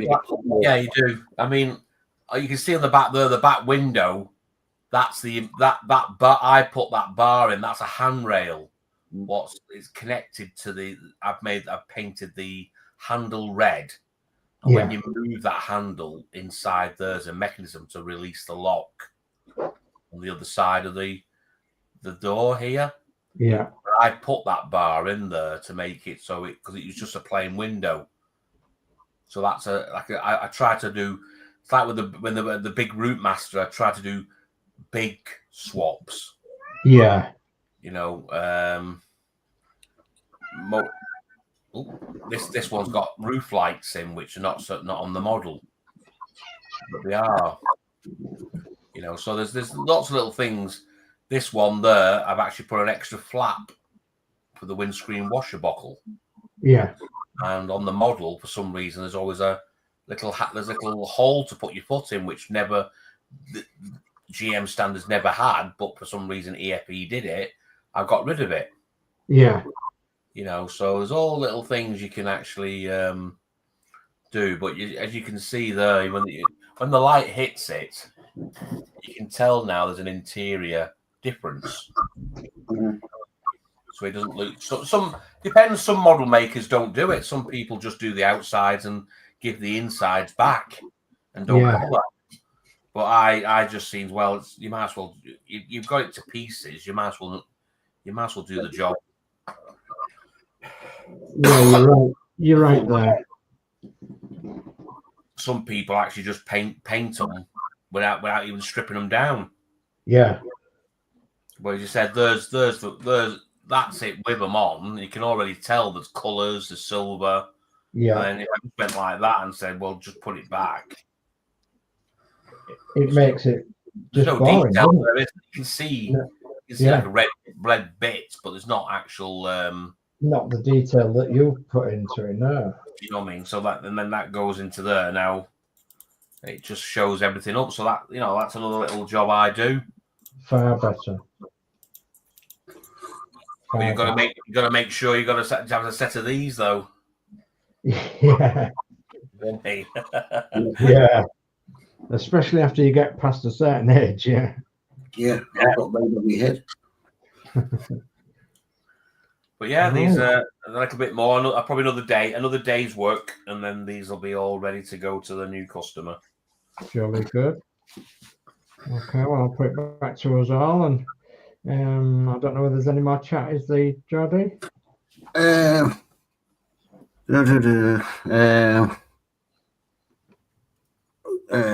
One more. Mark's Hobbies. Is it Means on the U96? I'm not sure. I don't think anybody's up to the stage yet where we know how it's going to be powered. So I do not know.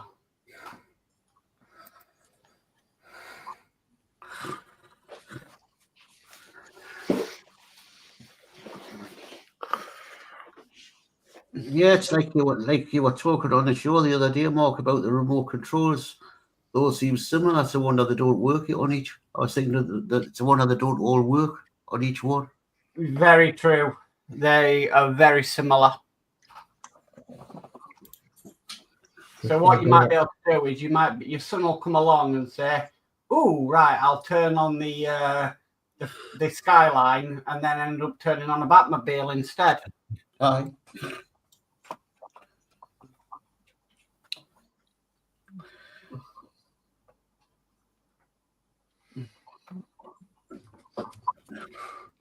But as I say, pity they didn't do that with the truck and the Route Master. I like the Titanic one, and the Bismarck one's fantastic. That's like a tablet.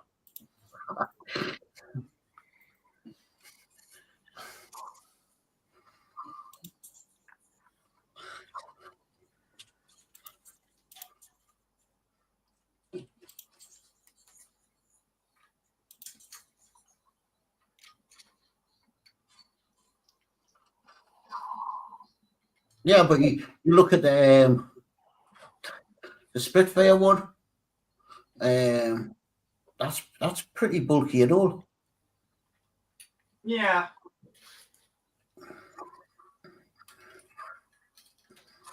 Well, what's on it? Sorry, everyone. I went AWOL for a minute. I had to let the cat out.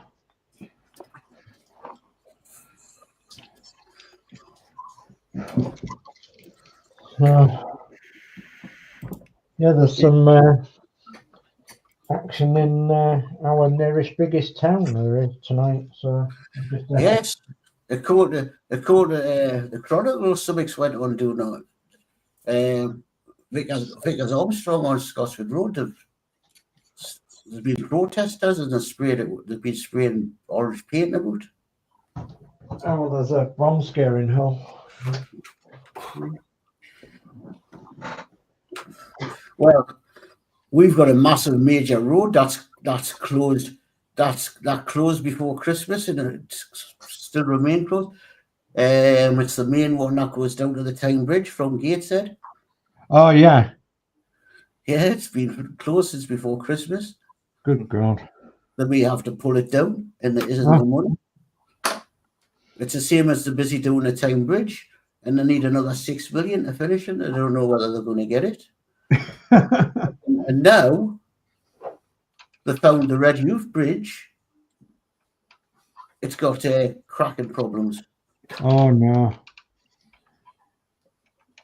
Because they don't maintain them. Yeah. Well, yeah, that's it, Danno. They won't maintain them, will they? So yeah. So if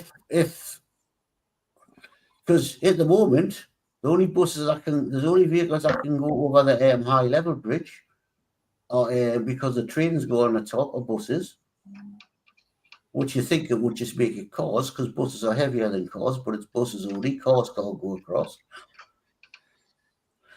If you lose the Red Youth Bridge, it's going to put all the traffic back on the Tyne Bridge. Yeah.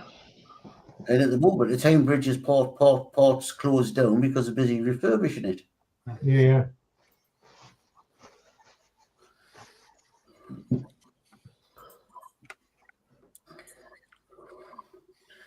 Yeah, there's apparently the same as what's happening with us. There's like a water drainage thing, and I found out it's causing cracks in the concrete.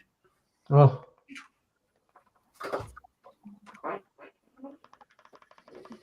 Is it? That bridge, the Redheugh Bridge, was supposed to last 120 years.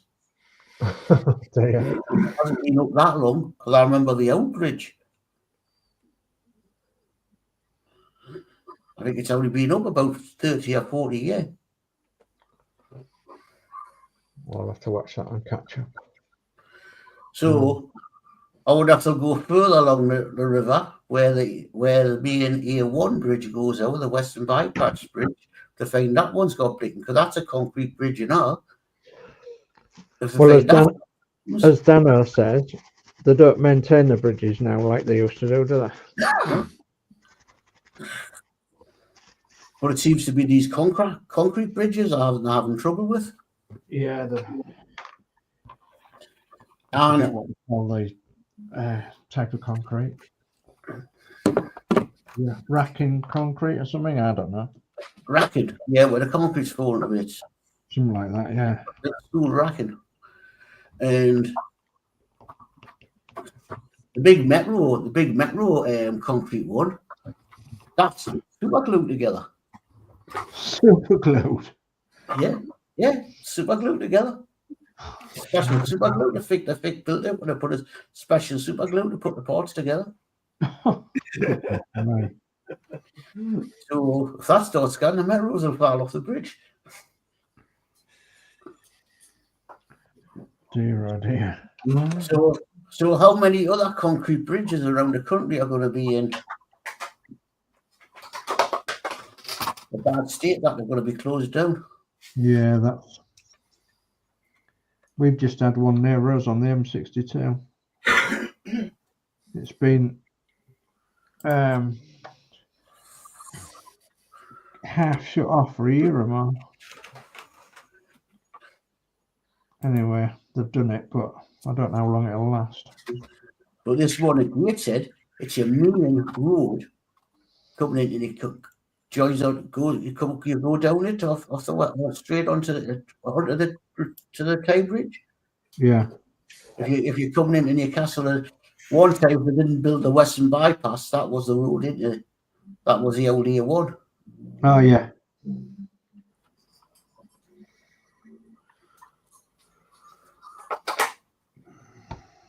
There's stuff that they built in the 60s are falling to bits. Was it the Irish navvies that used to get the blame for stuff like that? You're getting the racking in the schools and hospitals. Yeah.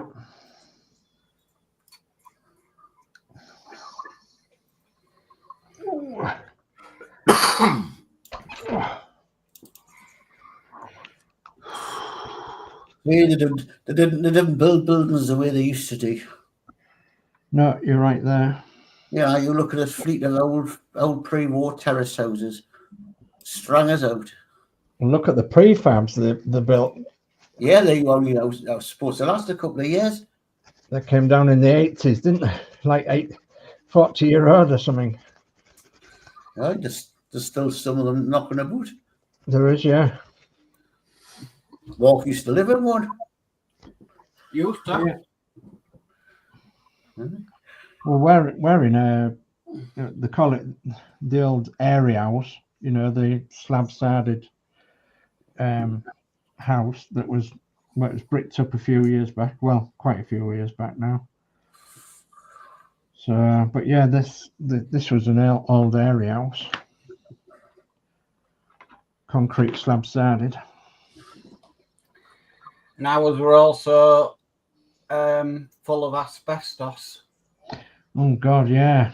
Oh, they used it a lot in the old days, didn't they? Mm. Yeah. When I first started work, when I was 16, I was on the buildings.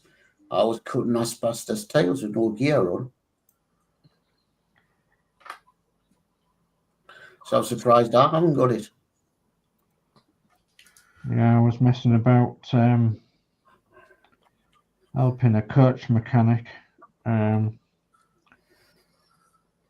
taking brake shoes off and things like that, and blowing it out with an airline, and of course the dust was going everywhere. Yeah.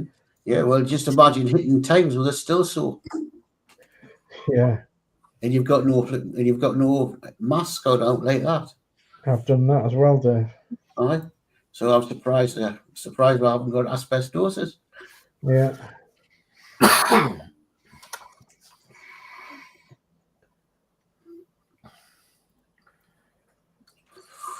Dry mix cement. But them days, just got on with it. I've mixed tons and tons and tons of dry mix cement. You know, by hand, and shovel it into a cement mixer. Dust going everywhere. But see, in them days, you didn't think about it. No, well, it's just a job then. Health and safety was out the window. Mm, You wore a flat cap or no hat. You didn't walk around with a hard hat now. no. You didn't have somebody footing a ladder. You just climbed a ladder. Do the tie them off and everything. All right. Come and done the gutters here, and I had to tie them with a ladder. I said, I would have just went up there. Oh no, they're going to be tied off. Well, just get somebody to foot it and climb it. Yeah, we've got a school in one of our two of our school buses go to it, and they've shut down for 2 months because they found asbestos in the building. Mm, So kids have got 2 months off now. I think they're doing home schooling, but yeah, it's obviously pretty serious. Which they're shutting down for 2 months. exactly. Yeah. I think what we'll do.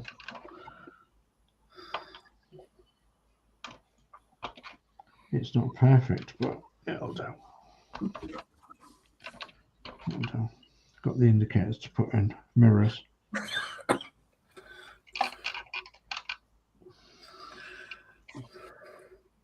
Oh, fuel cap. It's like my brother's he does all the foundations on buildings and all that, his own business. And I seen him at my mother's, and he had his gear on and his hard hat. And I asked, what's the hard hat for? Because you've got to wear it on a building site. I said, didn't when I worked on him. Aye. Fat cap. Says you not get on a site without a hard hat. No. No. Yeah, but hard hats, come on. If something on a building site was to hit a hard hat, it wouldn't really do, you know, it's going to do damage. They're not exactly, you know, really thick things. Not going to protect you much. Not like a motorbike helmet. Yeah, well, yeah, goodness me, yeah. There we go. Massive steel girder coming down. Oh, it's all right. I've got my hard hat on. No, it's not going to work. My steel toe caps will protect me. Don't worry about that. Yeah. I've got to wear steel toe caps for work. Working, I'm. Yeah. Yeah. Right. If a Big Mac hits your foot, it'll break your foot. Yep. God. It's what. So if customers are being horses, we kick them. No, You've got to be careful of them French fries, you know, in McDonald's. They're like darts. It's like on the buses now. We had yellow high vises. Yeah. Somebody's had a special meeting and a special powwow, and they've had different power meetings and everything. And decided now we've all gone to orange high vises because you can't see us now against yellow buses. Oh, because of the, our business, yeah. Oh, goodness me. Well, there's a lot of complaints now about car headlights are too bright. Yeah. People are not driving on the roads at night time now because the headlights are too bright. Yeah. I was on the news last night about it. I've got some of them special glasses. fact, I've got 2 pair. And when me and Chris was coming back from hospital the other night, we both had them on. Because one of the major roads was shut from Hull, and we had to get home. And obviously, there's a lot of country roads between here and there, but everybody was being diverted the same. So there was a lot of headlights coming towards us on blind corners and what have you. So anyway, these glasses, they really worked. So even with the bright LED ones, these bright LED. They worked with all white headlights. The only lights that they don't work with so well, and that's the red lights. But that's fine. You need to see brake lights and what have you.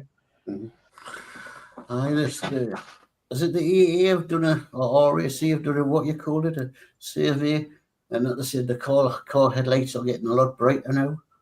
Yeah. And a lot of people are now saying they don't like driving at night because of the brightness of these headlights. We looked like a right pair. In fact, we pulled up at home and then we just looked at one another and laughed. So I know you wear sunglasses when you drive at night. Why you got sunglasses on the daytime to stop car headlights blinding us? They obviously, they're obviously made for the job, but they slip over your ordinary glasses as well, so that's nice and handy. Oh, they've got like a yellow tint. Yeah. Yeah. Yeah, I had a pair of them. Yeah, they're good. They really are good.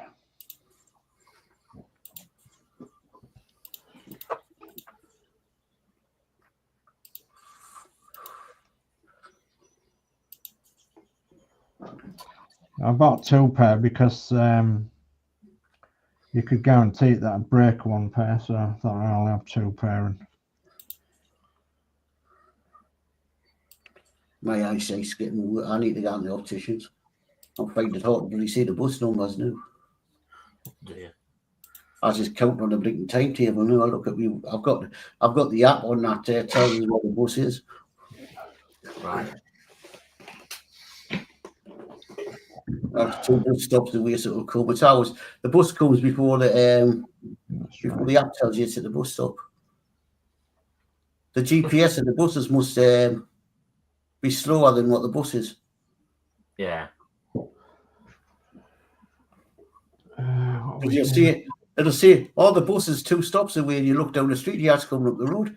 GPS said it's 2 stops away. so I'll go for another 10 minutes, and that's all right, is it? Yeah. Yep. Yeah. Well, I'm going to go and clean this brush because I'm done now. There's no more I can do. Right. Well, there's one more. Oh, we'll have Ed Hughes, evening all, was out doing Dalek and Batmobile in the hobby shed and forgot to tune in. Hi, Ed. Hi, Ed.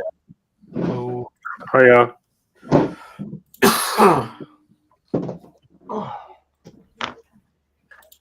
Yeah, I've got my Batmobile 66 to start.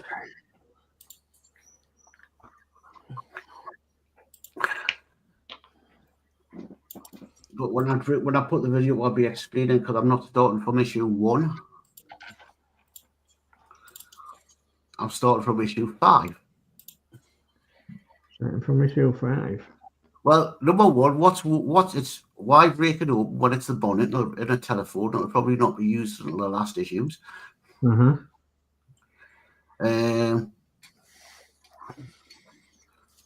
2, I think, is a wheel. You don't use that for a long time. Number 3 is the bit that goes over the.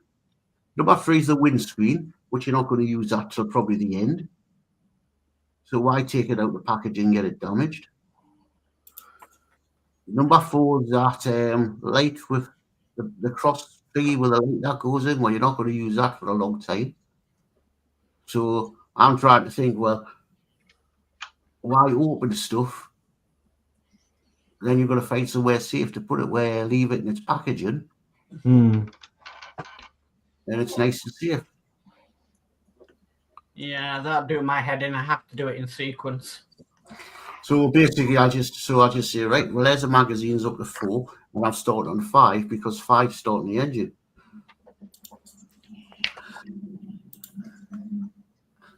Well, number 1, you just open it up, and I think you put a piece on the back, and then they got a telephone, and then they put it away.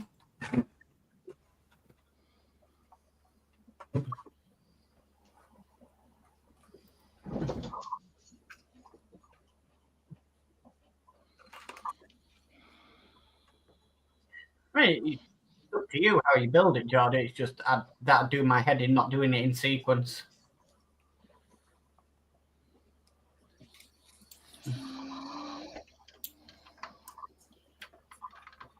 On its side keeps falling off.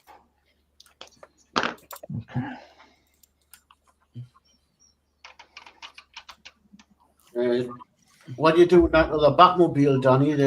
The tumbler will get up to one where the switch is, so you have to let us know so I can come and do it. Oh yeah.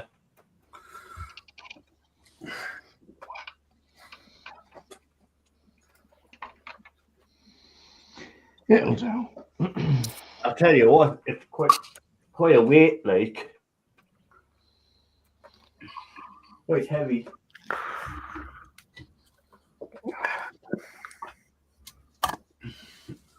Well, sounds like that Horlixs got to be heavy. Listening to what I've been watching Kev building his. But I've just got the next couple of issues, so I'll be getting those sorted to do.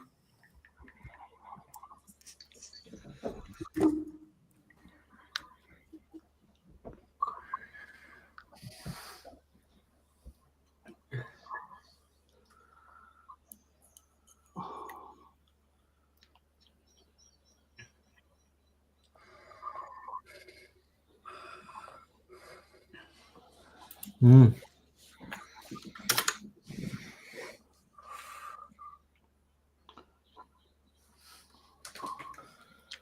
So, talking about Rootmaster models, so you know that I've got an open top one. Well, there is another open top one that was built by Clint Hancock, so and he's selling it. So if anybody's interested, head over to the Rootmaster group. So I'm not sure if he's on there selling it at the minute. He's on the Rootmaster Appreciation group selling it. So he's just asking for offers, I think. What are they going for? I don't know, but he obviously made the pattern. He made the pattern of the open top Rootmaster that I copied with his. You know, he told me how he did it, so I just copied it to make my open top Rootmaster one. And Ed says here, hi all. Hi Ed. Hi, Ed. Yeah. That's the chat up to date. Josh must have been at work today, that's why he hasn't come on. But he didn't contact us for the link. All right. So I've got to get a model for him. Oh yeah, because you're buying one of the model, aren't you? I've set them a challenge to build a model. Yeah, yeah. Yeah, why not? Good idea.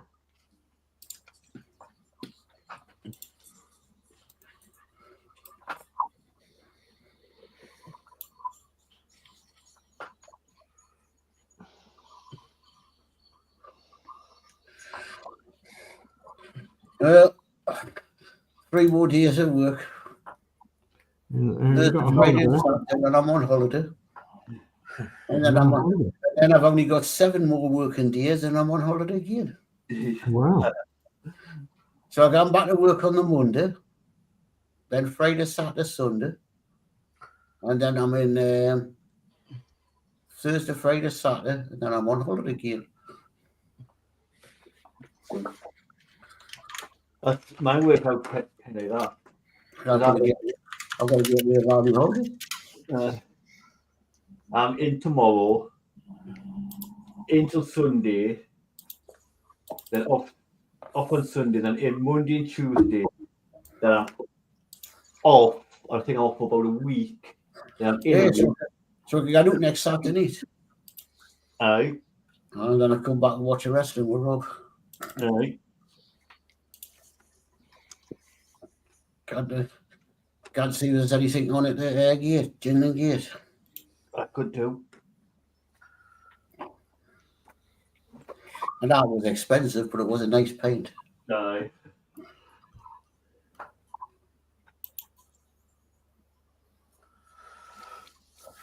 I had a young farmer's drink at the weekend.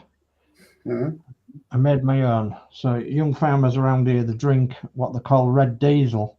So it's Carlin lager with black currant. So, Mix with drinks like that. No. oh, it's beautiful, man. Beautiful. Oh. I used to have rum and black currant, and I went off it. I made a sick one night. I went off it.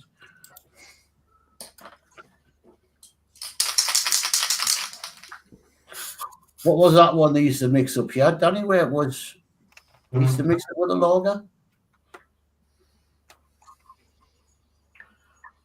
What? They used to mix some drink with a lager. Lemonade? No, that's a shandy. Candy. No, that was another one people mixed with a lager. Is it black currant? No, lager and cider is called a snake bite. That's it, yeah. Yeah. Couldn't drink one of them neither. What's wine spritzer? What's one of them? That's white wine with lemonade. No, I don't like mixing anything with my drinks. My stomach doesn't like it. It's the same as I can't, you know how some people can go out and have shots and pints on top? I can't do that. I've got to pick one or the other. Yeah. And I'll give us severe stomach ache if I tried doing that, mixing. Oh, I really enjoy. At Christmas, I got a 4-pack of Carlin lager, and I got some black currant, and so it's like the first one I had. Oh, it was marvelous. If you like Colin, Dave, try Cools. Cool. Cools. Okay. I don't know whether you can get it down there, but you get it up here. I'm drinking that instead of Colin. It's nice. I'll tell you what I want to get at some point. I don't like Foster's because it's too gassy. I want to get some of this. I want to get some Sam Smith Yorkshire Stinger beer. Where can I get some of that from? Lidl's usually do a range of beers. Yeah. So, as you know, our my lad lives in Tadcaster. He hasn't been round to the brewery yet, though, I don't think. But all the beer offs and what have you around here, they can't find it. So, yeah. So I had Doombo. no, it's this is for a particular project. So I will be drinking the bottle of beer, but this is for a particular project that I'm going to be doing. So I just want one of them bottles of Sam Smith Yorkshire Stinger beer. If anybody knows where they can get one from. Oh, are you? Because I say we look at our local Lidl's and I've got loads of different names of lagers and all that in. Yeah, there might be foreign ones though, might there? Right.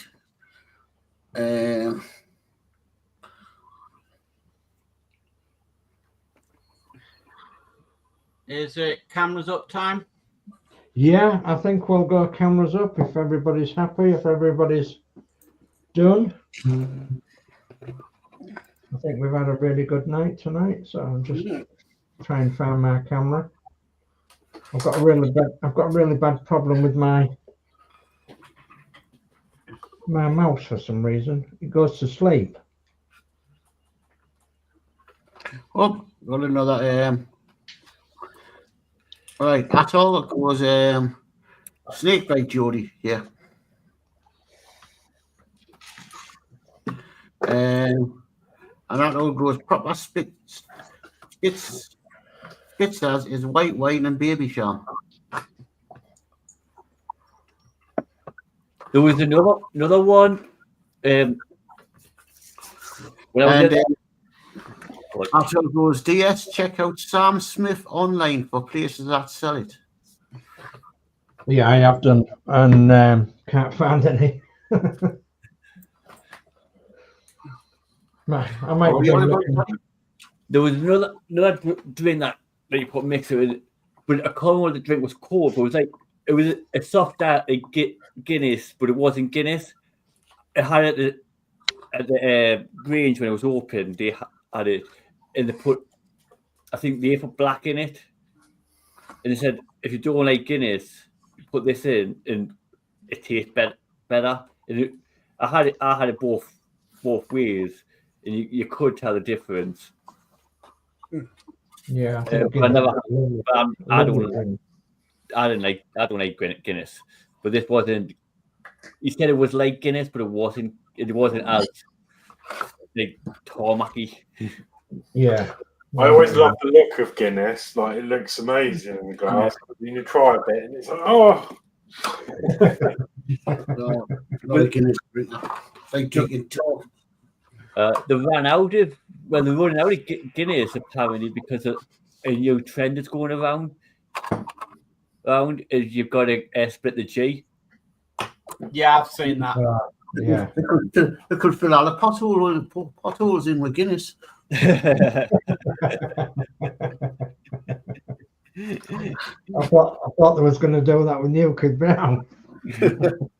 That's a madman's drink, that one. That makes you mad. They used to. When it was made with tine water, I don't know what it's like with Yorkshire water, but tine water that used to was known as we call it the dog. The madman's drink. Aye. Right then, so I think we've had a really brilliant night. We've done quite a lot of modelling and a lot of painting, a lot of building. And, Speak for yourself. I've just been messing around with my drawers. Hey. I almost know his beers. Black and Tan.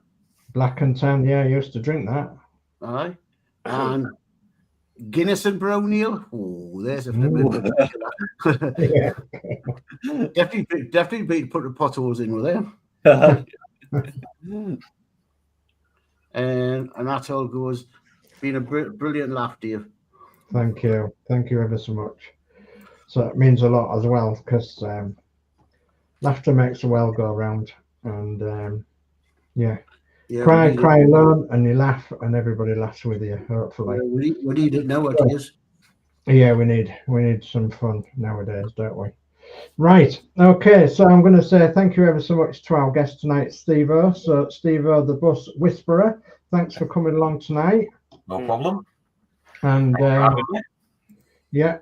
for all those of you out there that obviously see Steve O every week putting his photographs into the email, now you've met the man, and he'll be along again in March. So we'll make the date for that, and then he'll be able to show some more bits and pieces, no doubt, and join us on that. So next week, I'm not sure who we've got as a guest next week. Nobody. I was going to say it could be Josh, but we don't know. So, but yeah, if Lindsey wants to come along, let us know, Lindsey. You're quite welcome, or Dave Mack, or anybody like that. So just let us know, and we'll try and send you the link, and we'll go from there. So I'm going to say it's a good night from me, and it's a good night from this lot. And thanks ever so much for viewing tonight. Please press the subscribe button if you haven't done so already, and press the like button as well, because that makes a difference. And then after the stream, if you're watching this after the live stream, put a little comment in, and that all helps the stream as well. So this has been the MCC UK. And thank you very much for viewing with us.